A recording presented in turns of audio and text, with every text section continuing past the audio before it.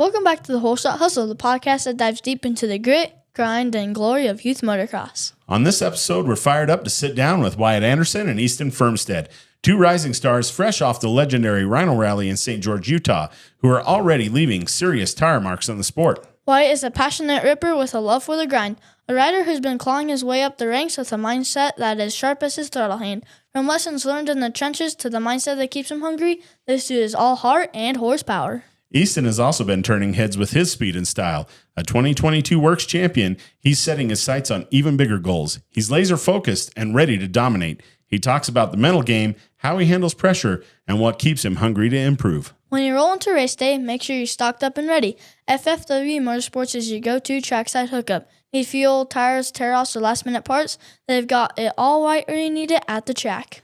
FFW Motorsports is posted up at Mesquite all the way through World Mini, keeping riders geared up and good to go. No stress, no scrambling. Just grab what you need and line up confident. Look for FFW Motorsports set up at the races. They'll keep you prepped and ready for every moto.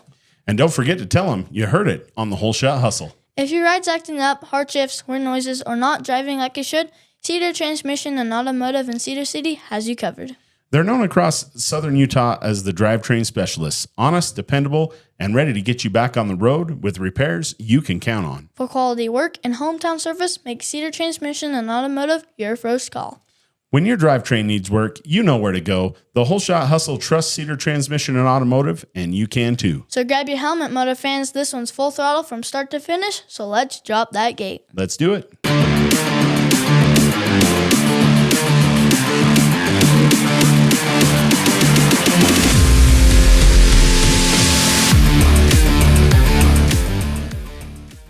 How are you guys doing? Good. How are you? Good. We're doing great. Yeah. Thanks for having us on. Yeah. Pleasure. So you guys fresh off the Rhino Rally last weekend, yeah? Yeah. Ups and downs for both of us, I guess. I personally, I had a really good day. Was second out of the banners on the expert line and passed a kid in just a couple miles, and it was a super dusty race. I knew that was how it was going to be going into it. So I knew get him. We were in a wash. It was pretty gravelly, so the dust was minimal there. So I knew sprint now, get him before he gets to the road. I kind of knew, being from St. George, I've ridden all those pretty much everywhere we went at least once, right? So I knew it's all out in Warner, basically. Warner Valley, right? yeah. So they do the Rhino Rally is cool. Wizards does a really good job with that.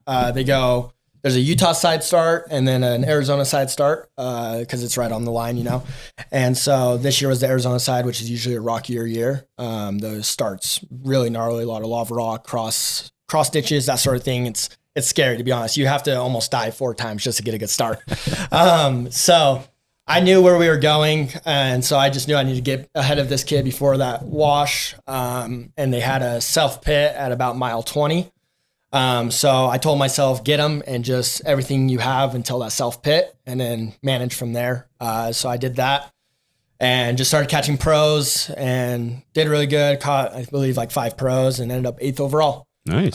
So I had a really good day. How'd your day go? It didn't go to plan. I had not a good start. I listened to my dad and went to the very far end of the start and just was a really rocky trail, and then got through there in dust, just started picking people off, and then going through this other trail, I clipped this rock with my back tire and it just sent me over the bars and smashed on a rock. And then I went to go get back on it, but my throttle cable had bent and snapped, so I couldn't ride it anymore. Okay. I saw that on Instagram. It looked pretty gnarly, man. We're glad you walked away okay on that one, man. I've heard of a lot of injuries from people that do race the Rhino Rally. It looks pretty gnarly. Yeah. I mean, Moto has its injuries, and I'm not much on the Moto side. I do Moto 86 and stuff like that, but it's different for sure, just because it's such high speed, any desert race, Moto, it's got a lot more people bunched together, there's a lot more running over injuries sort of thing on that, but desert's just different, you're kind of out there by yourself, and if you're not getting sketchy, then you feel like you're not even trying. It's scary, but that's the fun part about it, right? You do 80 miles of race and you get a year worth of stories out of one race. That's right. So you basically just go wide open, shy? Yeah, pretty much. Depending on the desert race, It's usually the first loop's going to be a longer loop, anywhere from 45 to 60 mile loop. And it's going to be fast. Like the first loop's always very fast. That's how they usually tailor it. And then the second loop will always be a technical loop. So, it'll be less miles, but it's a lot harder miles. A lot, rocks and just stuff like that, slower. So, you got to be good at everything. You got to do a lot of training for not just one discipline. It's multiple disciplines. So, GPs are fun. Like he loves the GPs. And I grew up racing desert. I didn't do much GPs. My first track I rode was actually Iron Mine up here in Cedar when I was 15. My dad hates tracks with his whole life. He's only ever been hurt on tracks. Oh. So when I grew up, he was big on we're racing desert. And so I'm a kid. I just went with his decision and that seems exactly the opposite of right? like Gary's philosophy. Yeah. What does he always say? Slow is safe. Yeah. Yeah. Right. So I see both sides of it. I think, desert is very, very scary and dangerous, but so is the track. Right. Yeah.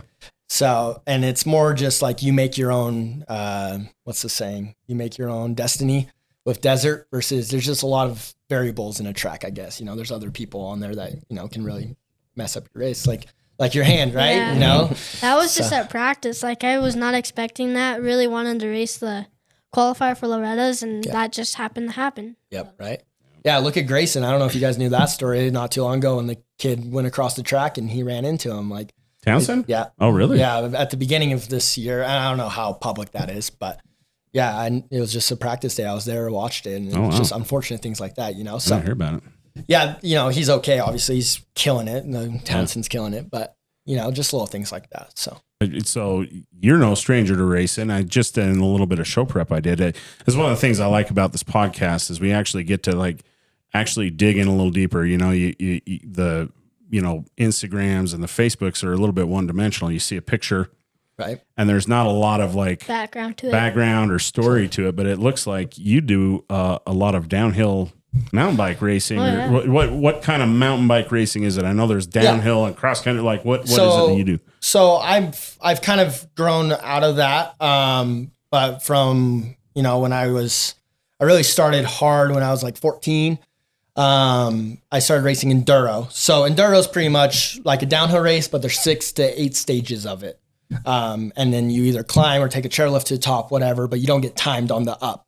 You only get timed on the down, and there's segments, right? So I started doing that. My dad was super into it, so I started tagging along and started racing those. Was still racing a little bit of desert. Mm-hmm. And then I just kept doing that, kept progressing in that sport. And then, a company from up north that manufactures bike, Fazari, it's now Ari. Heard of that? They picked me up and, started out with just, support, helping me off bikes and stuff. And then that turned into like a full factory gig, to the point where, expenses are paid, doing all the racing. And I was racing, it's essentially like Pro-Am, like what I'm doing now in GPs. It's U21 is what they call it, which is the young pros pretty much. So that's what I was doing, racing that. Unfortunately, some things happened with that company and, we split, there was some unsettled things going on, but I still have a mountain bike. I still go, I train on it. I ride it. We'll do some races this year. I did the, Utah State Championship. They canceled it last year, but the year before, won that one in the pro class. So I'll probably, just for fun, to see where I still stack up, jump back in it and try that this summer, just for fun. It's in Bryan Head, it's not far. So spent a lot of time up there. Spent a lot of time racing mountain bikes. I saw some of the video up there in Bryan Head, and it looked nuts, man. I mean, you were hauling ass. I love mountain biking myself. Like me and my friends, like when we're bored, we're like, "Hey, let's go mountain biking." And I'm like, "Well, there's nowhere to go." And then I just thought up of making some trails. So then we just brought some shovels out there. Like there's this field behind my house, and we just started scraping and just made this mountain bike trails and big jumps. Like heck yeah. And it looks like you also did some BMX racing too. Little bit. Yeah. Like I just did that when I was racing mountain bikes kind of as cross training. Okay. He was huge into it when he was younger. I know that. When I was young. Yeah. Like I did it when I was younger too at Virgin and that kind of thing. never was like super huge in that. I usually just use it as cross training, to be honest. Okay. Okay. But yeah, a little bit of BMX as well. That's awesome. Wow. Yeah. Been racing your whole life. Look very talented at it. Yeah. So, and we kind of know you. Like, so you and Logan raced in the same class And at Cedar. the Works out at the Oasis. Yeah. Yeah. In 23, I think, and then we became familiar with you. Right. It looked like you'd done some RMX stuff, Yeah. maybe on the 65 or something like Yeah, that. I'm like on and off in RMX. Like I've liked the GPs because I'm not the best at tracks, but I'm okay at desert, but I don't like straight up desert like he does. And it's just scary to me because if I crash, I don't get help for who knows how long so you can get someone there. And then it's just scary to me. So I like staying on a course, but it's bigger. So I've seen you popping up a lot on social media lately. It looks like you're really working hard, man, and making some big gains. Yeah. I'm trying. Yeah. Where do you usually train at? My backyard pretty much. I live right next to the desert and I can just hop on my bike and go ride whenever I want. Gotcha. It's really nice. That's awesome. That's awesome. You live like kind of out by Warner then? Yeah. Oh man, that living the dream out there, man. Oh yeah. I'm jealous. I've always wanted to relocate down there because it'd be nice to be able to just ride out and get that stuff. That's awesome. Well, real pleasure to finally get to meet you guys in person. You know, I've heard a lot about both of you, seen a lot about both of you, but this is really cool to meet you guys in person. Thank you. Tell us a little bit about how you guys. So it sounds like your dad must have rode dirt bikes. Yeah. Yeah. Yeah. You know, my dad grew up racing dirt bikes, not super competitively, but just, you know, he rode a lot when he was in his teens. And then when he got older and got married to my mom, that's when he really started racing a lot of desert. They lived up in Northern California and then Northern Nevada. He was a firefighter, wildlands. So he did like a lot of the MRA NN, which is like the Northern Nevada desert racing, did all sorts of racing up there. And pretty much, just did that, had me, my parents had me. And then when I turned 3 years old, they threw me on a PW50 with some training wheels on it. The old PW. Oh yeah. Had some training wheels on it.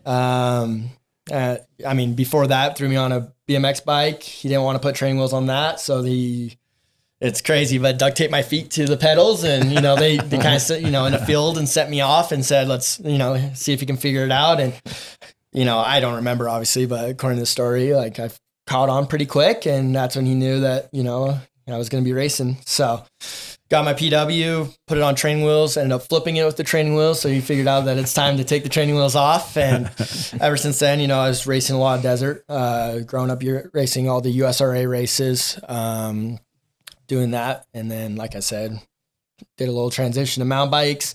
Still always had a dirt bike, rode it as kind of just like cross training when I wanted to get my mind off of mountain bikes, but still do something.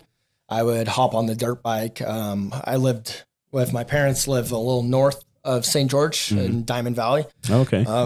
So you can ride just like he does currently just from my house. And we have a sand track up there, bunch of trails, that sort of thing. So would hop on and just go ride that. And, it was really, mountain biking, I caught on and became really, really good, really fast. But moto was always my first love, So, I'd ride those when I could. And after everything happened with my mountain biking, right when that was happening is right when my manager now at Rocky Mountain offered me a job and I took it, no hesitation, quit my current job, my previous job, started working there. And, that's when I was like, I need to just go back to what I know, what I can do, and started racing a lot of moto. Got a really good friend group, and that's when they told me, hey, like NGPC is what you need to be doing. Like, this is the good stuff. Cause like I did, I would always hit the Cedar Works the last couple of years and Mesquite and that sort of thing. And right. I like the Works races. I think that they have their flaws. And so my friends knew that I knew that and they kind of agreed with me. But just because we're kind of unfamiliar with it, I mean, are you comfortable pointing out what you absolutely. think they are? I think Works' flaws is that they show a certain, everyone racing has a budget, right? Right. And they show up, your entries are pretty standard price for entries, per class. Till you get there, I feel like they just overcharge on entrance fees. And then, they have just fees upon fees about transponder rentals and just all this certain stuff that, like I get their transponders are expensive, but RMX uses the same transponders. They don't charge a rental fee because I think they realize, Right. if you lose it, it's one thing, right? Everyone, you got to pay for it. But they just have, you walk in with a $60 race entry and you end up paying $180 in whatever their works memberships and that sort of thing. Gotcha. And so which is fine, but I was like, all right, let's go do some NGPCs. And I feel like it's more of a family there. It's more of a family dynamic. Works is very strict, and which is good. It needs to be strict, especially with everything going right now with lawsuits and tracks closing and everything like that. But NGPCs, the environment's really good. They're very good on timing. I like that it's all moto. You're not having to deal with side-by-sides and ATVs and all that. Yeah. I like the moto community. And the biggest thing is I like the desert community a lot. I feel like everyone's there for each other a lot. I think that NGPC shows that. Everyone's there to have a good time and be good to each other. Started racing those and really just caught on last year and did them all pretty much. So right on. And I caught on that you did work at Rocky Mountain ATV in St. George. Correct. Yeah. You work in the shop as like a mechanic? Or? No, I'm a salesman. Oh, yeah. Okay. Yeah. Right on. So been working there since November of 23. Right on. Been doing sales for them. It might have been you. I had Logan wave at. We were driving out of RMX or out of Mesquite MX a few weeks ago, and we caught the Rocky Mountain ATV van in St. George, and I was thinking that might have been Chase Cook. I was like, maybe Chase was down there, and Logan had met him once. I was like, give him a wave, and so he waved. I'll bet it was you. I bet it wasn't actually Chase. There's a chance for sure, I was like, did he have a mustache? And he's like, I think so. So it's probably Logan. I got a little one. I don't got much, but if you ever see the Rocky Mountain van and that's to anyone, come say hi, stop by. It's either me, Jace Cannon, or Jason Gomerick, Josh Gomerick. It's one of us. Love to chit chat. If you have any questions about the shop, so. And you guys, all of you that work there, like pretty much ride and race, right? Yeah, pretty That's much. Cool. We have, it's me, Jace are the big racers. Jace is killing it on the motocross side, full pro, racing pro motocross this year. And then, Jason and Josh, same thing, grew up racing desert, Moran champions, USRA champions. Was that right? Yeah. Wow. They were the people back in the day, Right so on. I didn't even know that. All the times I've talked to Jason, I didn't know he ever raced before. That's cool. He'll talk the game. He's too humble. If you want to. We actually had a bet about the Rhino Rally. Yeah. He talks a lot of crap. I mean, maybe not to the customers, but to his employees. And so we put a bet on whoever wins. The loser's got to wear a hat that says. The hat says on it, Wyatt beat me at the Rhino Rally. So if you stop in the shop this week, you'll see him wearing that hat. See it. Yeah. You'll have to send us some pictures. Maybe we can put them on the show. I got a picture I can send you. So. We'll put it up right on this segment. Perfect. I like it. What about you, Easton? Tell us, take us back, all the way back, man. How did you get started with this? So I started out on a bicycle. I was told I can't have a dirt bike until I can, because my dad wouldn't put training wheels on a dirt bike. He said, if you can ride a bicycle, you get a dirt bike. So I hopped on the bicycle and I learned how to ride it and then got a dirt bike. Didn't really ride it much when I was very young. I mainly went into like BMX and went for that for a while. And I did it with a few other buddies of mine and then kind of stopped and then went back in it. And then I completely stopped it and then hopped into dirt bikes on like my 65 and just would race works pretty much everywhere. We would go to works everywhere with Maxis Mike. I don't know if you guys have ever heard of him. Maxis Mike, you said? Yeah. I don't think so. He sells tires. He lives next to me. Super convenient. Down in St. George? Mm-hmm. Is that like in Hurricane? Is that Hurricane? We actually sold one of Logan's bikes to a Maxis guy. Really? Down in St. George, but he lived out in Bloomington. We actually ended up going down there and buying his little boy's bike for my daughter one time too, later on. Probably. And he has like one of those big, it has like the Maxxis motorhome and then like this double stacker. And I think it's always parked out by the beer company out there. Is that the same guy? That's Chuck. Well, that's probably his co-worker. I can't remember his James. He's got a little boy that races BMX. Yeah, it's James. Oh, okay. Yeah, okay. Mike's the wholesaler pretty much. So Gotcha. he goes to all the shows, that sort of thing for Maxxis. So Right on. Yeah. And they just started sending the Maxxis trucks to NGPC just this season, matter of fact. And he brings the tires, just go stop in and buy some tires from them. Right on. And then back to racing. I kind of would go on and off. It kind of sucked, but like we were like, and then we got the gas 85 the same weekend that me and him raced because the day before my Cowie blew up. So my dad went in and just bought a gas from Rocky Mountain. I raced that, and then I put a lot of time on that thing. Racing mainly works. I was never really allowed to race NGPC because my dad doesn't like California. And yeah. And like, that's why I didn't do much tracks either, is same reason his dad doesn't let him, because it's scary, but desert's definitely more scary in my opinion. It seems a lot faster and a lot more slick, just dry and slick. My dad's argument is that you'll bounce on the desert, but jumps on the tracks, you just slap, bam, ragdoll, yeah. My only fear for desert is like if you crash, like you said, if no one's around to help you, like if you're if you break your femur, Right. no one knows. Right. Like you have to stop a rider that's coming past. the thing is though, like that's the perception. But to be honest with you, like it's almost a golden rule there, treat people how you want to be treated. Right. If you're down on the ground, someone's stopping. Like you won't find someone that won't stop. That's what I love about desert the most, is the community. Everyone's there to scratch each other's back, so like 100%, it's, you don't have any medical help. A lot of time there's no cell service, but someone will stop and help you, so it's scary, but that's the biggest thing. I think the only thing I don't like about it as a dad is you guys are gone. Yeah. And you're just standing there on the twiddling your start. thumbs.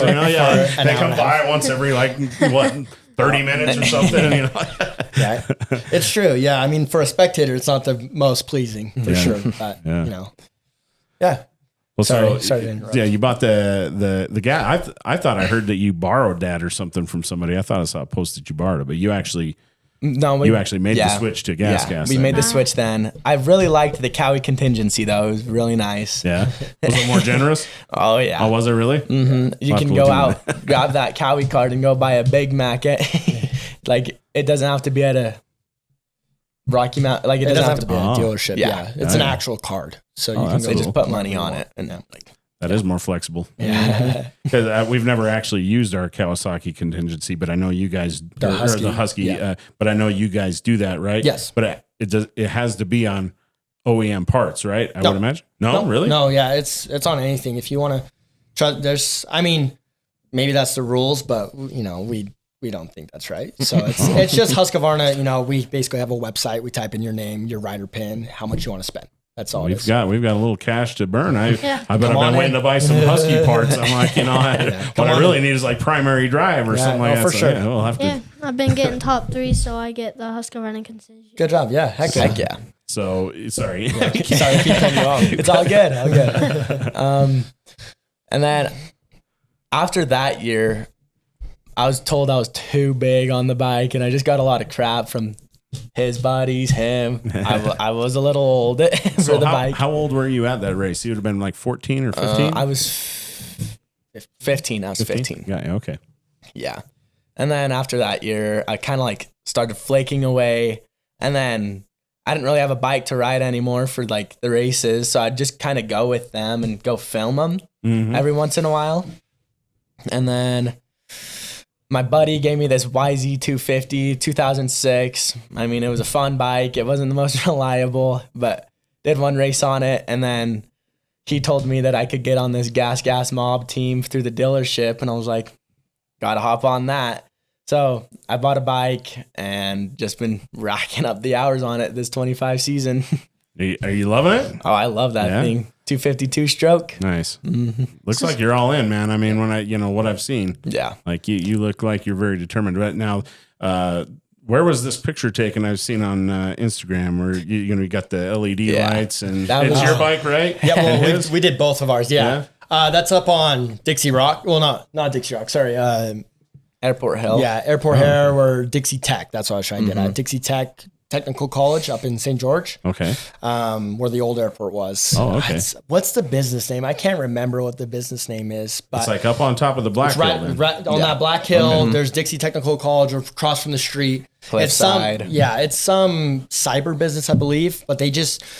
I've seen it before, and I'm like, I just kept imagining it, and I actually designed the graphics. I designed mine and his bike, and we knew going into the season that we were going to be going to all these races together. So we decided, let's do like a mirrored look, one white, one black.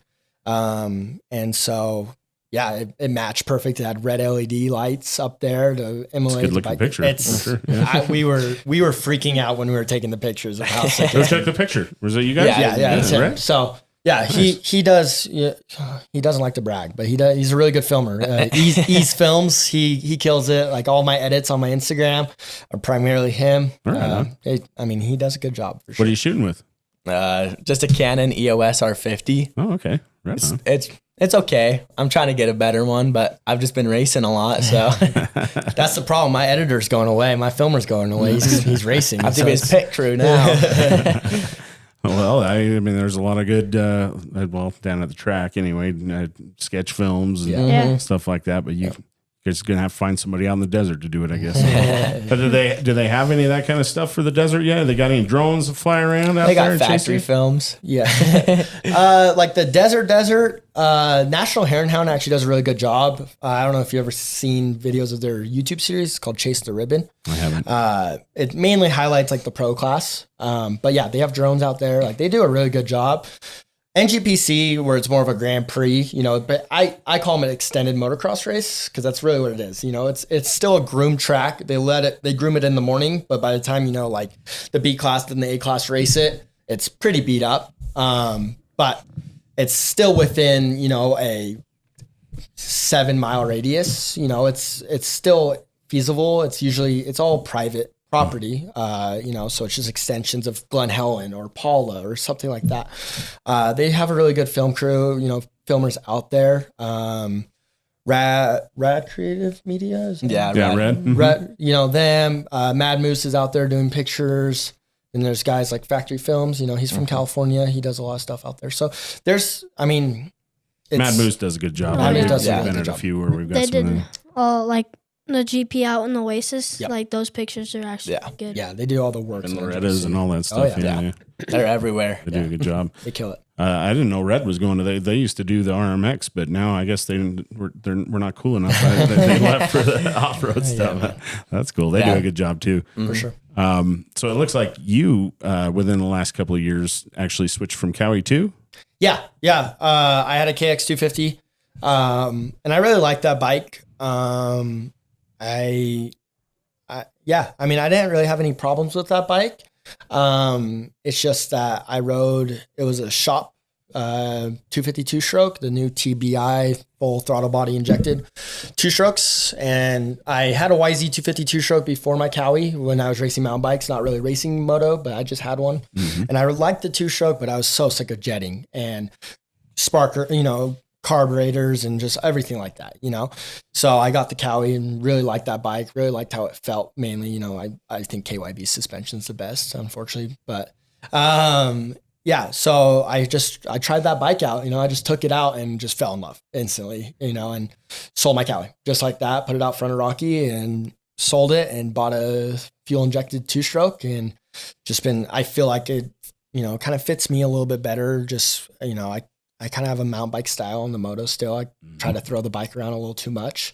And so a lighter feel definitely helps with that. Makes sense. And I think the biggest advantage I think is that I can still race in the 250 class, so that bike pulls like no other at those off-road races. And we've done some work, that's the best part about working in Rocky Mountain is everyone's committed to the racing. And so those guys helped me out a bunch and we did some work with ECUs and stuff like that. And so that bike, it rips. It pulls 300s and 250s and all that. Like it's nothing. So I love that bike. You know, it's awesome. So what's your favorite desert track? GP track or Yeah, like just any track that you've ridden. it's hard.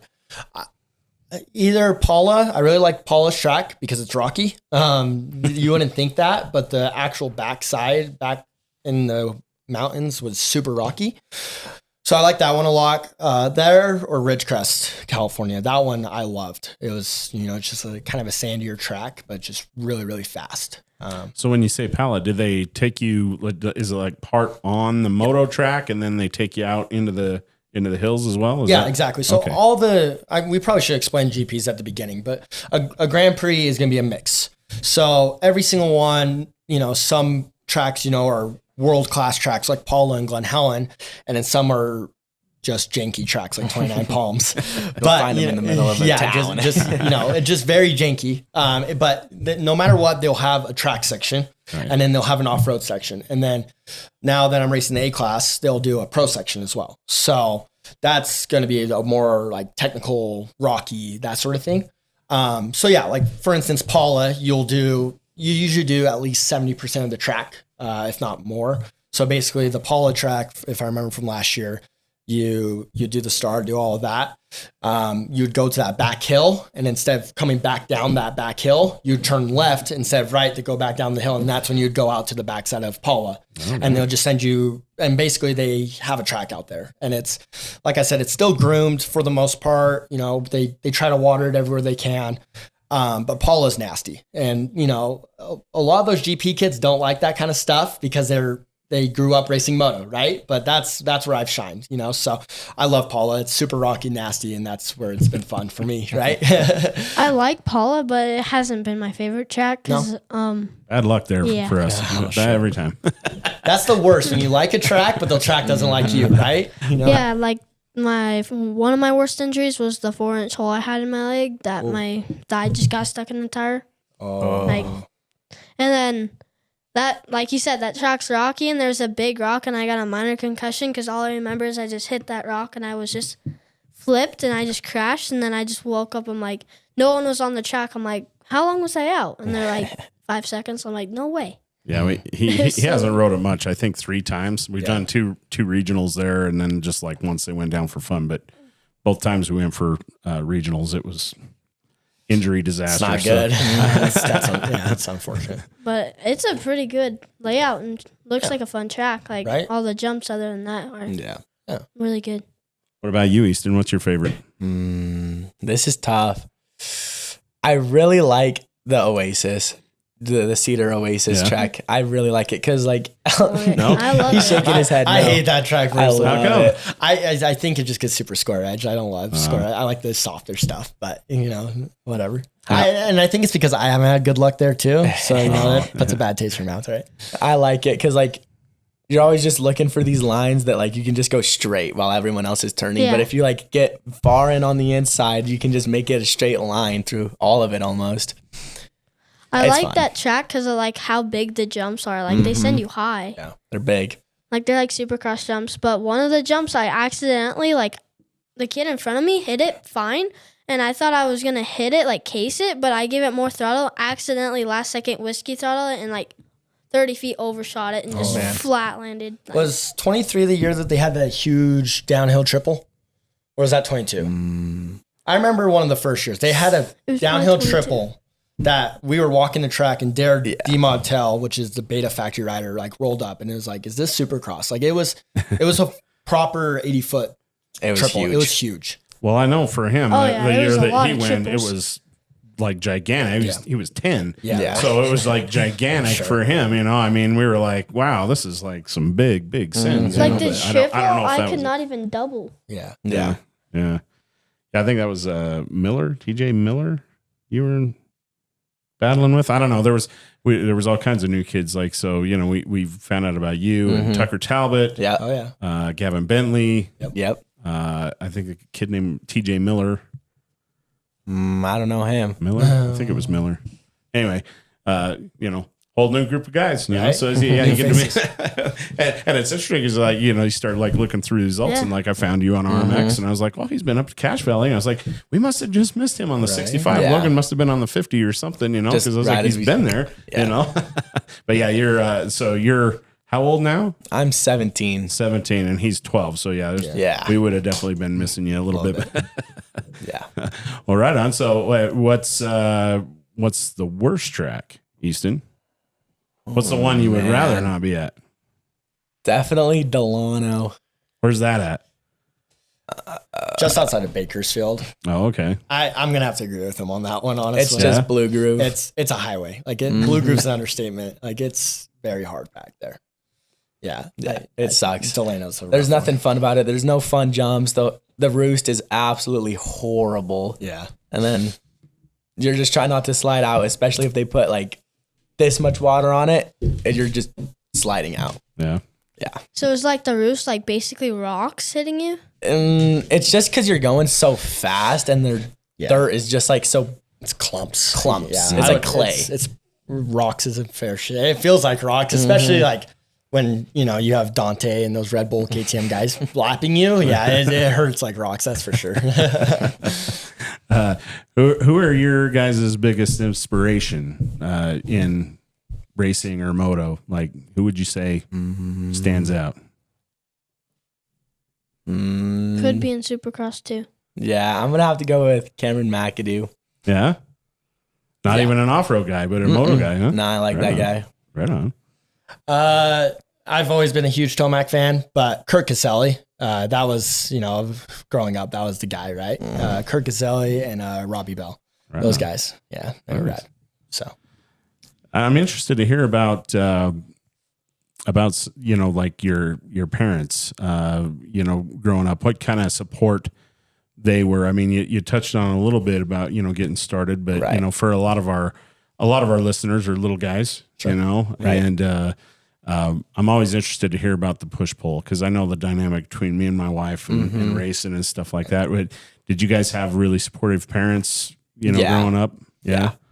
Like my mom still doesn't love it. Yeah. I even got into like downhill mountain biking too. I don't know how we didn't cross paths there, but I would go up to Bryan Head every day and practice, and then I'd do a few youth enduro races. But my dad loves racing, but my mom's like, and my dad will like do anything to get me to a race. Like he'll make sure I get there. That's Yeah. kind of how my mom is. Like at first she was like, and then my dad's like, if you want to go there, I'll take you there. Like It's an expensive sport any way you look at it. I'm sure there's more expensive sports, but Yeah. I don't know It's what close. I don't know what it is. Uh, Ferrari racing, Right. Yeah, so- F1, like yeah, it's ridiculous. it's all about getting support. yeah. How about you growing up? yeah, I mean, obviously, I don't think there wouldn't be a single kid at the track if it wasn't for their parents, right?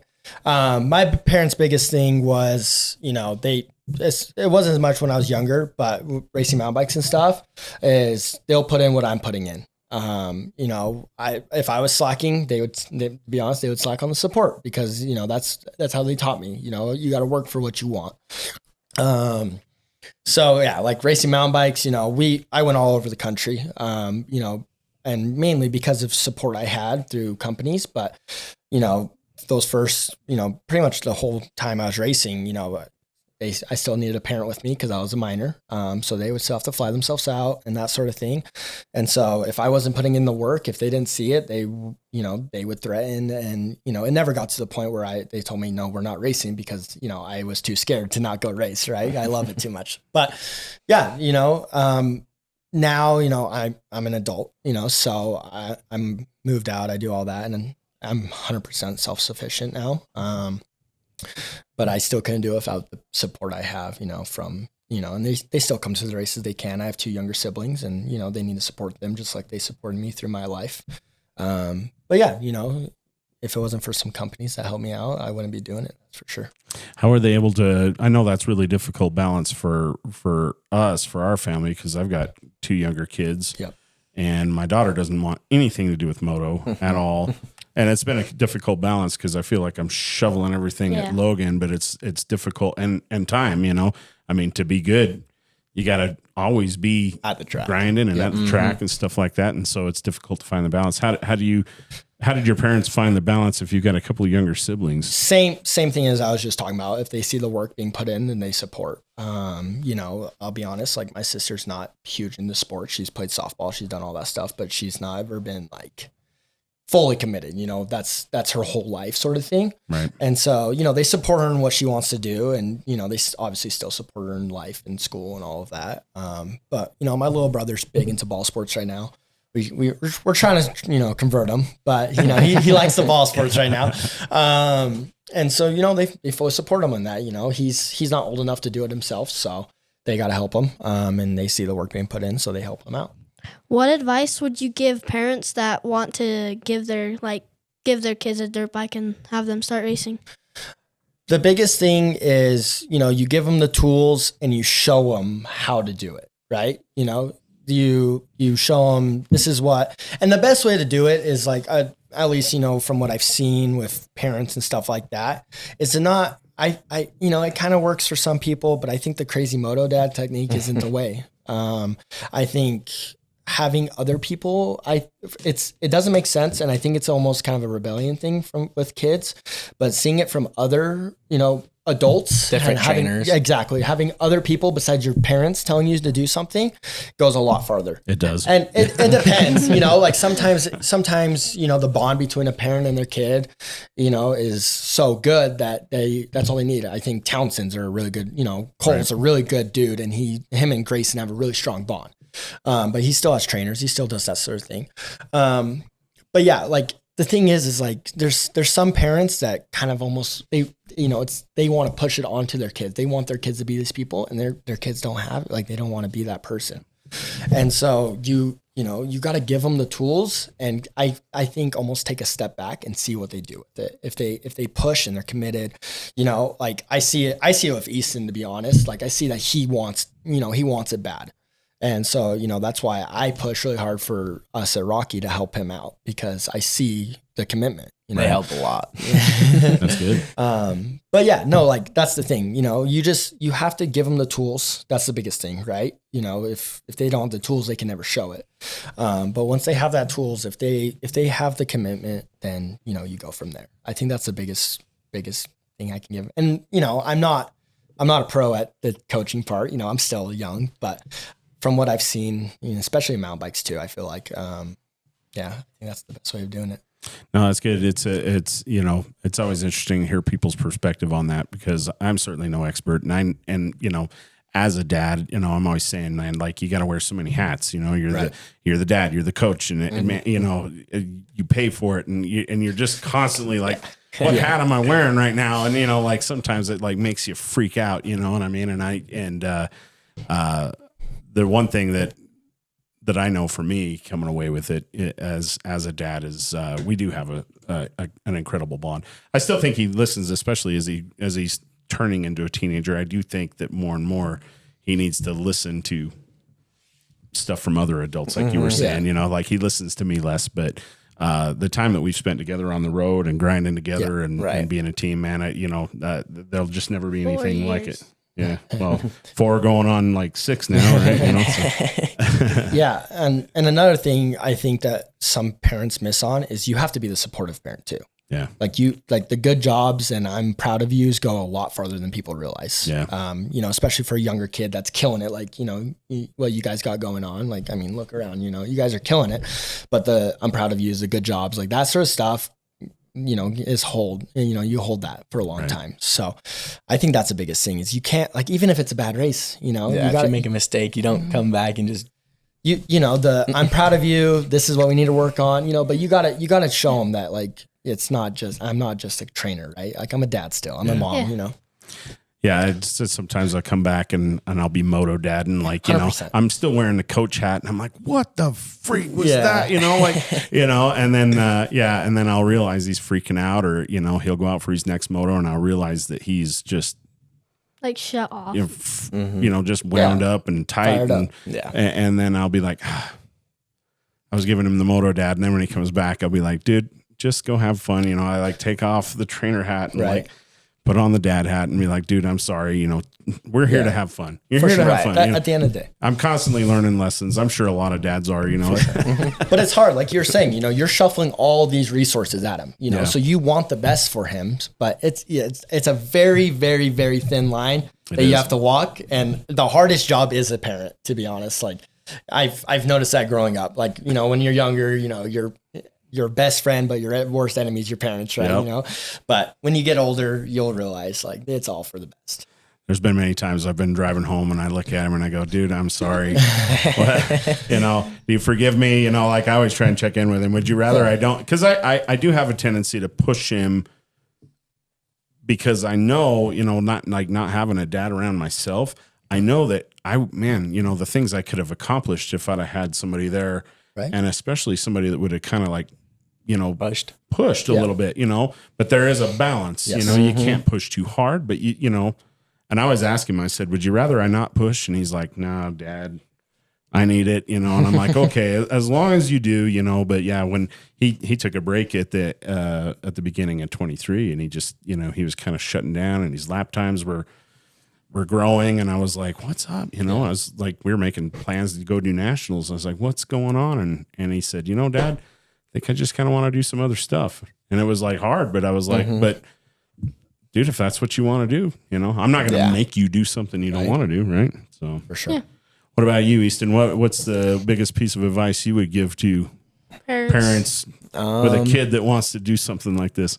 Just being supportive, honestly. Cause like no one wants to have a bad moto. The kid's like, dang it, dude. And then you get back to the truck, trailer, I don't know. And the dad's just sitting there just chastising you about how horrible you did. You're like, I know I can't do anything about it right now, but it just makes you feel like, man, am I even good at this crap anymore? Like, should I just hang up the jersey or? Have you guys had moments like that where you felt like that? A few times, like in Prim, I've crashed and I was like, dude, I'm just not competing like I should be. Like, you just look and you're like, I'm not where I need to be against the other kids my age. But for the most part, not really. You just see it. You see it at other pits. Dad's freaking out, yeah? Quite a bit. Especially at the moto races. You'll see it at the moto races a lot more than the GP races. That's for sure. I don't know about other dads, but I know for me, I think that the Dr. Jekyll, Mr. Hyde thing that comes out with me, it's the financial. It's that financial pressure, you know? I mean, I think that if I were independently wealthy and could just afford to just do this for fun, I think I could probably just kick back and crack a beer and just, hey man, just whatever, you do it, man, you know. But yeah, like you work all week and you prepping the bikes and you know you're buying all the parts from Rocky Mountain, you know, and then you get there and you're watching your kid just like, what is he doing out there, you know? And then I think it's the financial pressure. 100%. Yeah, 100%. Because I've noticed as of recent, you know, I've been in that. I've almost done it to myself. Like, really? What are you doing? Like, is this worth it? Sort of thing. Just because it's my money now. You know what I mean? And it's like, am I wasting money here? You know, and like, you know, it's all. I think it's always hard right after a race, just like you were saying. And it's a little bit different. I've noticed it's different when it's on yourself. And like, you know, I'm like, what am I doing? Do I need to keep doing this? Like, what do I do? Do I just pack it up? But by the time Monday rolls around, you know, and I get my new training program through my guys, and I'm like, all right, let's get back to it. Let's get to work. And how long have you been basically on your own, financing it on your own? Racing wise, basically since I started working at Rocky Mountain, you know, and that's when I got back into moto. So the last 2 years almost. Gotcha. But mountain bikes, you know, they fully support me, everything like that. But yeah, that's when they were just like, we need to help your siblings out. And, you know, if you want to keep going, you know, it's up to you. You need to grow up. So you're in kind of a cool period of time. I mean, you know, where you know, a lot of guys don't make that transition successfully. Life happens and, you know, the expense of it and stuff, it gets hard. So that's cool that you've been able to manage that and continue going with it. It's been hard, but it's been fun. That's awesome. Yeah. How do you guys handle with your nerves at the gate? Funny story about that. Easton knows all too well. I am a nervous wreck. Are you really? It's been better. But and I did it with mountain bikes too. I used to throw up before every race. You're the same way? I promise it gets better, man. I swear.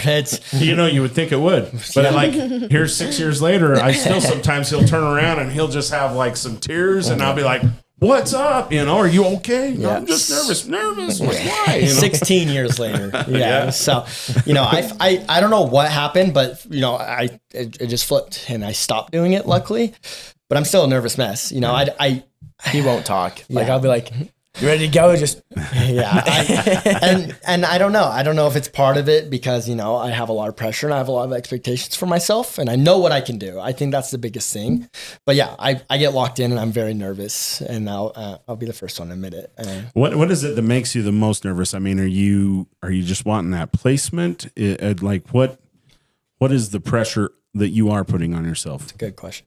I think it's just I have high goals and I have high expectations. And I know that it's going to be hard, but that's my goal, right? So I think it's just I'm nervous about it's. I don't know if it's that or it's just nervous is my work I'm doing working. You don't know who you're racing, like them. I'm friends with a lot of the people I race, but it's like what are they doing during the week? A lot of them don't work full time. How much riding are they doing? Is everything I'm doing with working a full time job? Is it enough? I'm just kind of racing through my head. You start thinking about everything all at once. Yes, and I think that's what it is. It just hits me. So like I want to get good placement because I have high goals, and I'm mainly worried about the start that I get. Because sometimes if you don't get a good start, you start crashing, and as soon as that gets to you, I start having a bad moto. Like there was this one time in Mesquite, I was just so nervous. Got out of the gate and then just tried to get out the front because I got a bad start. So I was kind of panicking. I just slid out first corner. I'm like, yeah. I've seen some wild stuff out of him when he starts panic riding. It's like, oh my gosh, buckle up, this is a wild racer. Yeah, I mean it's hard. It's that, and it comes with age. But yeah, just learning how to deal with certain situations, like getting a terrible start. That's the hardest one because you're not where you're supposed to be. I used to have him do some breathing techniques because they said if you took one of the things I was reading is like if you take 6 super deep breaths, like fill your lungs all the way and then let out, it kind of resets your nervous system. So sometimes I'd have him do that, and then other times I would try an exercise where like close your eyes and tell me what you feel, and tell me what you smell. You know what I mean? And he would describe feeling the sun on his face. And, and that way he's kind of disconnecting from everything going on. Yeah, everything that's racing through his mind. And he's having to just kind of think of these little minor things. And, that sometimes that seemed to help, but yeah, I was surprised when we got back into it that the nerves were still there. I was like, wow, amazing. How about you, Easton? You get nervous before the race? I don't. I've only gotten nervous like once, and it was in. Once? Yeah. Like, you're just pretty chill. Like, on the starts, I'm just trying to have a good time. Like you could ask him, I'm just kind of like hanging around. But like, I just try not to think about it. I'm like, the light's going to turn green or the gate's going to drop or the flag's going to wave. And I just go from there. Like, I just try not to think about it. But one time I was the most nervous was the Loretta Lynn's regional qualifier in Paula.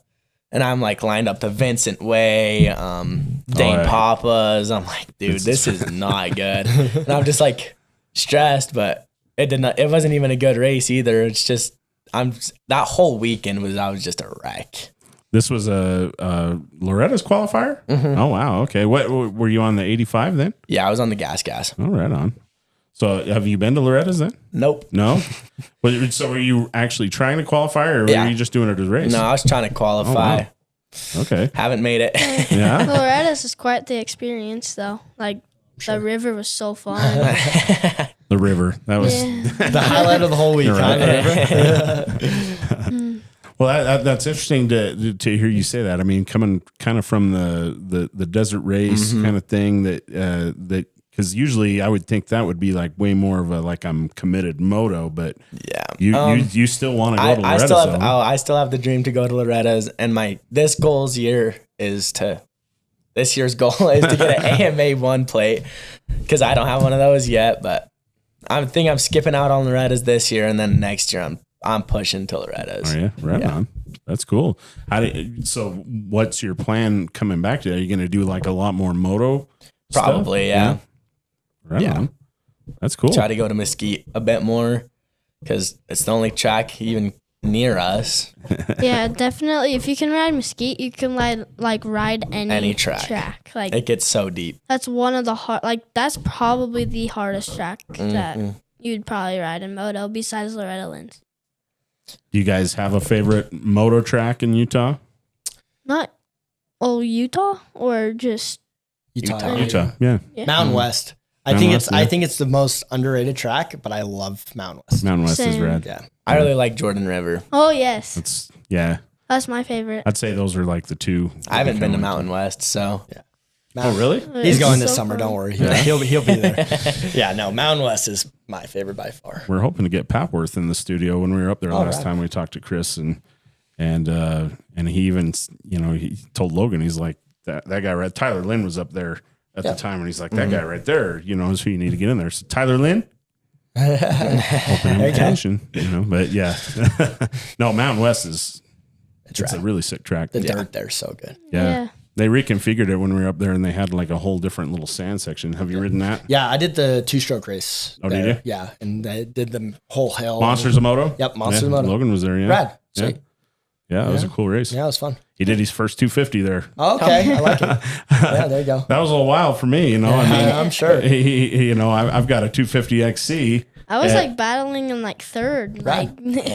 I've got a 250 XC, and he was like, right before the race, he was like, Dad, I want to race that. And I go, you can't even hardly touch, man. He's sure that's a big old bike. And he's like, no, I can do it. And he'd ridden a little bit just out at Pearworks and stuff like that. And I was like, all right. So I threw some black tape numbers on there, and he went out and did it. And that's awesome. I didn't expect him to go up the hill. I didn't know that was going to be part of it. Yeah. So at practice, when they were heading up that hill, I was like, oh man, this is going to be wild. Wow. If he'd have done it on his 85, no problem. But on that big old 250, I was a little... Yeah, it was good. It was so much easier though, just powering through the sand. Yeah. How was coming down that hill towards the end of the day on that bigger bike though? It was kind of scary because if my back end kicked, because I'm so light, it just went Boom. kind of drifted. Sure. He got a pretty good start on it. I think he was I almost got the whole shot. Yeah, he did really pretty good, probably because he's so light. Yeah, but that power to weight ratio. there was a kid though in front of him that just straight went wow, swapped right in front of him and then out, and he had the GoPro on, and it's pretty wild. I was like, whoa, dang. Yeah. 80 pounds soaking wet on a 252 stroke would help, that's for sure. 80 pounds. I think that's probably about exactly what it was. Do you guys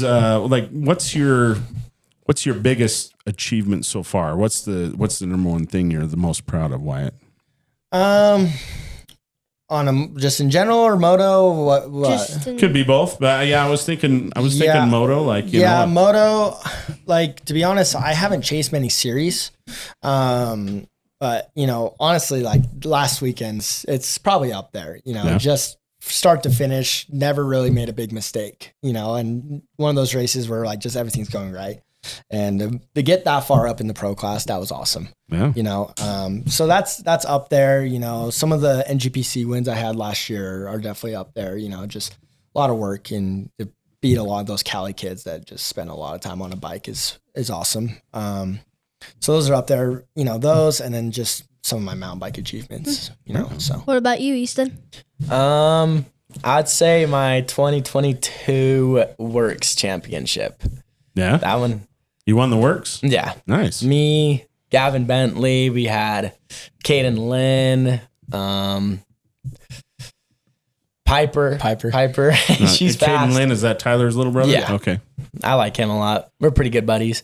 Piper Coons, Haven't heard of him. Carver Coons. It's a girl. yeah. Oh, okay. She rips. Yeah. She throws down. Right It's on. pretty gnarly. Yeah. So that's probably mine. What about you? Probably the Mini Bike Rider of the Year award, or sweeping the series in all 65 classes and the 285 classes. Yeah, it's Heck yeah. That's big. Well, right on. You guys have anything else you want to add? Any upcoming events for you that we should be looking out for? Glen Helen NGPC's this weekend. I don't know when this is airing, but yeah. You're probably at this point. Let's see. We have Kyle Kalish And Brooke Whipple, you are about a month out. Okay. So if we're about a month out, let's see. So we would have done Glen Helen NGPC. So hopefully 1-1-1-1 on that. And then we're doing the 500 down in Mesquite. Okay. Yeah. Gypsy. Yep. So it's, we'll do that one the following week, and then supposed to be a break. Who knows? There's always a random race that pops up and you're like, oh, let's go, let's load up, let's go do it. And then 29 Palms is tentative right now on NGPC. It sounds like some stuff's going on with insurance. So we'll see. That'll be the beginning of April. But if that doesn't happen, then there's Paula at the end of April. And then we get into our summer break. But we'll be doing Paula. Cedar City Works will be right around that time. Well, cool. Well, yeah, we'll have to be looking out for that. And, Yeah. you know, Is there anyone you like to thank? Oh, yeah. sponsors. You want to go first, Easton? Rocky Mountain ATV St. George big.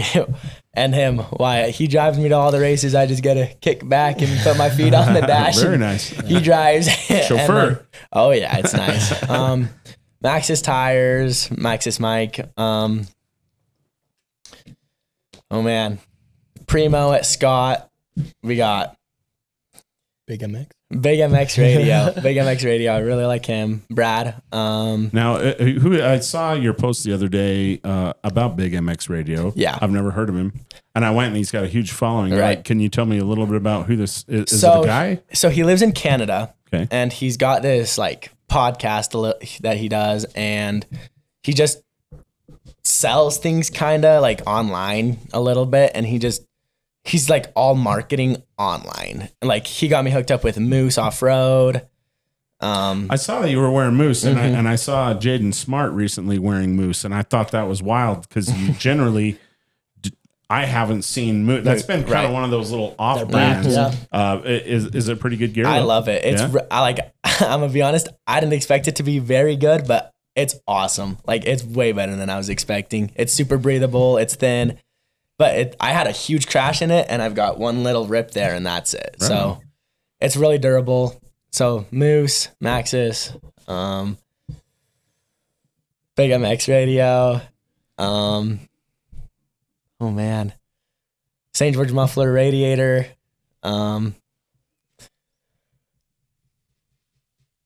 Yeah, that's all I can think of right now. He always draws a blank too. No worries. What about you? Rocky Mountain St. George first and foremost for sure. You know, it helps I work there, but biggest help for sure. Those guys, Feller Enterprise, down in St. George, huge help with them. JKR Windows. What was the name of that second one? Feller Enterprise. It's a construction company. Was that Feller Stone? Is that like who used to do Feller Stone? I don't know. I know they're an excavation company, to be honest. probably- Tyson Feller's the owner. Probably was then. Yeah, Okay. probably. But yeah, Feller Enterprise, JKR Windows. Couldn't do it without those two, especially, you know, those three especially. Factory Off-Road Services, the new shop in St. George. They're killing it. I've seen some of their stuff popping up. Where are they at? So they're down in the industrial area, just a block from, like, next door to Fast. If you've been to Fast Company, Yeah. they're down there. Washington Dam Road? Yep, Washington area? Dam Road, the industrial area down there. Any racers like you know, you need a quick turnaround service to them. You know, we're usually down here, down at Rocky Mountain. We're a week and a half out on service. So if you need any motor work, anything like that, quick turnaround, give Caden Guard down at Factory Off-Road Services a call. He'll get you hooked up fast. Cool. You know, he's got racers in mind, and that's his whole goal. Right on. So yeah, them, Primo down at Scott, you know, Wicked Prince, Scorpion Designs, which it's getting a little rebranding soon, but those guys, Fast Company, you know, huge help with Fast them. Company for sure. We're Fast Company guys too. Oh yeah, Fast for Life, Fast Family. You know, those guys I helped them develop their mountain bike bars and everything. Yeah, they're awesome company. Chris, Cole, all those guys down there, Jason, Logan. You know, those all helped me out a bunch. Logan getting into dirt bikes. Oh, Huffy, man. Huffy does whatever Huffy wants, man. He's such a good dude.